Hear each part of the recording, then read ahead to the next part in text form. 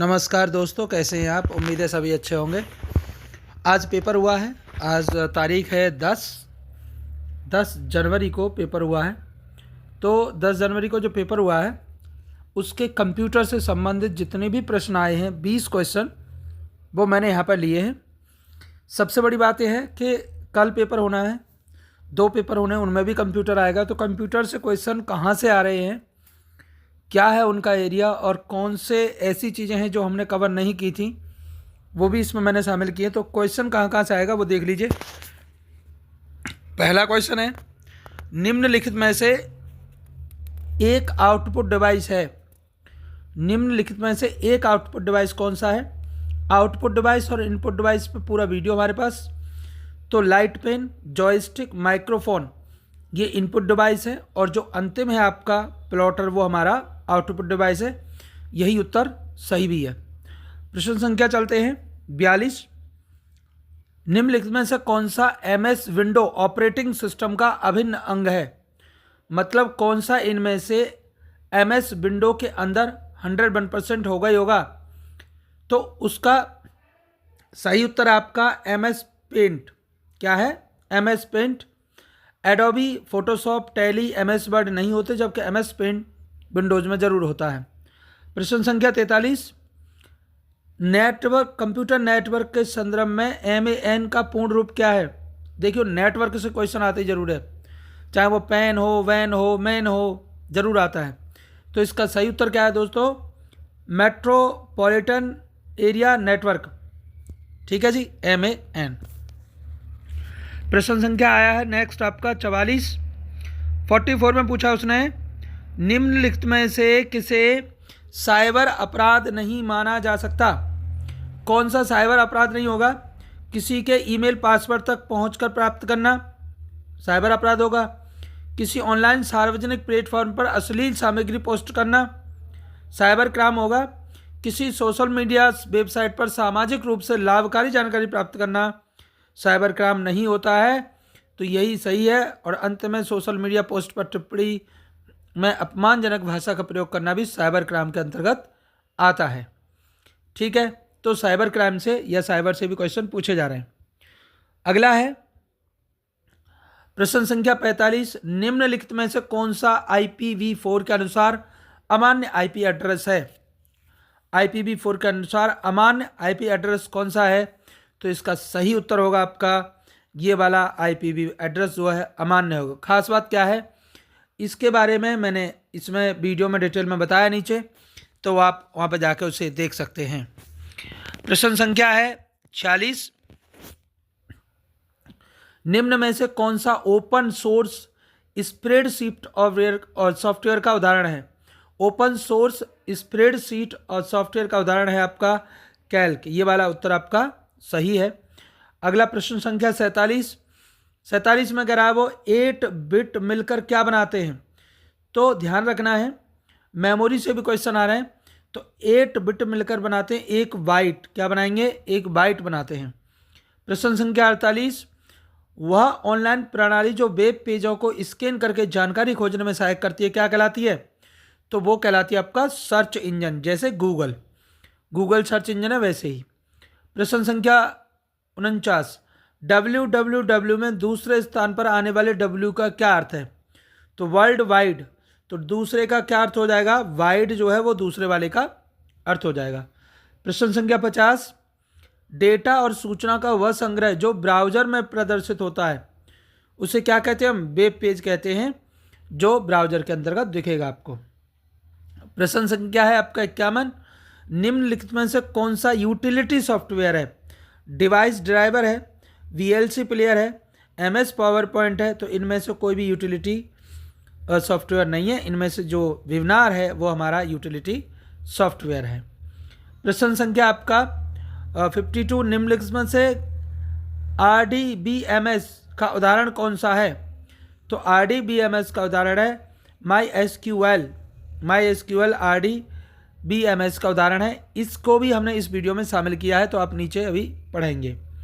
प्रश्न संख्या है 53। साइबर सुरक्षा को ध्यान में रखते हुए ऑनलाइन बैंकिंग के लिए अच्छा पासवर्ड कौन सा है। तो अच्छे पासवर्ड के अंदर कभी भी एक जैसे हमें टर्म यूज नहीं करने होते हैं, तो यही वाला हमारा उत्तर सही हो जाएगा, ध्यान रखना है। प्रश्न संख्या है 54।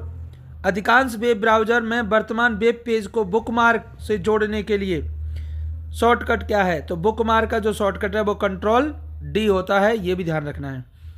प्रश्न संख्या 55। कैल्क स्प्रेडशीट की डिफ़ॉल्ट फाइल एक्सटेंशन क्या है? तो देखो, कैल्क स्प्रेडशीट की डिफ़ॉल्ट फाइल की पूछ रहा है वो, तो डिफ़ॉल्ट फाइल के लिए हो जाएगा आपका ये वाला ओडीएस वाला उत्तर क्या हो जाएगा? सही हो जाएगा .ods, क्योंकि फाइल डिफ़ॉल्ट हो चुकी है। माइक्रोसॉफ्ट द्वारा विकसित सर्च इंजन कौन सा है? तो विंग इसका सही आंसर है, माइक्रोसॉफ्ट द्वारा सर्च इंजन। प्रश्न संख्या है 57। निम्नलिखित में से एक इनपुट डिवाइस कौन सा है? तो जॉयस्टिक हमारा इनपुट डिवाइस है, बारकोड प्रिंटर हो गया, प्लॉटर हो गया, स्पीकर हो गया, सब आउटपुट डिवाइस में आते हैं। प्रश्न संख्या आपका 58।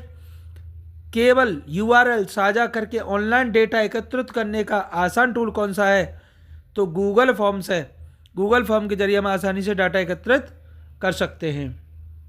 अगला, सीपीयू और मुख्य मेमोरी मेन मेमोरी के बीच जो मेमोरी होती है उसको हम क्या कहते हैं? कैश मेमोरी कहते हैं, ये ध्यान रखना है, बहुत इजी प्रश्न है।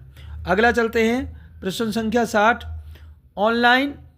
ऑनलाइन डेटा की बड़ी तालिकाओं को एक्सेस, संपादित और विश्लेषण करने में कौन मदद करता है? तो गूगल शीट जो होती है वो उसमें हेल्प करेगी। तो ये आपके 20 क्वेश्चन थे, जिसमें ज़्यादातर क्वेश्चन हमने रिपीटेड है, मतलब हमारे यहाँ वीडियो में थे पहले से। जो 2 नए हैं वो कौन कौन से हैं उनको भी देख लेते हैं। देखिए, पहला है आपका, सबसे पहला IPv4 क्या है? तो IPv4 internet protocol version 4 internet पर कंप्यूटर, मोबाइल सर्वर आदि डिवाइसों की पहचान एड्रेसिंग के लिए इस्तेमाल होने वाला एक प्रोटोकॉल है। किसके लिए प्रोटोकॉल है ये? मोबाइल सर्वर, कंप्यूटर और आदि पर। देखिए, इसकी परिभाषा क्या है? IPv1 एक 32 बिट का IP एड्रेस सिस्टम है, जिसकी मदद से नेटवर्क से जुड़े हर डिवाइस को अलग पहचान यूनिक एड्रेस मिलता है या यूनिक एड्रेस दिया जाता है। दूसरा, IPv4 का फॉर्मेट क्या होता है? IPv फॉर्मेट में 4 ऑक्टेट्स में लिखा जाएगा, ये 4 भागों में होगा जिन्हें डॉट से अलग किया जाता है, जैसे ये वाला। तो इसमें 1 2 3 4 डॉट से 4 वो अलग अलग हैं। हर भाग का मान 0 से लेकर 255 के बीच होना चाहिए, 0 से लेकर 255। जैसे IPv के उदाहरण हैं, जैसे आपका 10.0.0.1, 172.16.0.1। तो इस तरीके से आपके IPv एड्रेस है, जिसमें 255 से वैल्यू ज़्यादा नहीं होनी चाहिए। प्रश्न संख्या, और देखिए आगे क्या लिखा है इसमें, 32 बिट एड्रेस का लगभग 4.3 अरब या बिलियन IP यूनिक एड्रेस अभी भी उपलब्ध है। और इसके प्रकार कौन कौन से होते हैं? 2 प्रकार का होता है, पब्लिक और प्राइवेट। पब्लिक इंटरनेट उपयोग में होते हैं, और पब्लिक और जो प्राइवेट होते हैं वो हमारे घर और लोकल में हम यूज़ करते हैं। IPv4 की सीमा क्या है? इसमें संख्या सीमित है, इसके इसीलिए जैसे जैसे उपयोग होते जा रहे हैं वैसे वैसे IPv4 का नंबर कम होता जा रहा है। इसी कारण IPv6 विकसित किया जा रहा है। IPv4 इंटरनेट प्रोटोकॉल का चौथा संस्करण है, जो 32 बिट एड्रेस का उपयोग करके नेटवर्क पर डिवाइस की पहचान कराता है। RDBMS क्या है? रिलेशन डाटाबेस मैनेजमेंट सिस्टम, एक ऐसा डेटाबेस प्रबंधन तंत्र जिसमें डेटा को तालिकाओं, टेबल के रूप में, रोज और कॉलम्स के रूप में संग्रहित किया जाता है। RDMS की परिभाषा, तो RDBMS एक सॉफ्टवेयर प्रणाली है जो संबंधित डेटाबेस को बनाती है, प्रतिबंधित करती है और नियंत्रित करती है।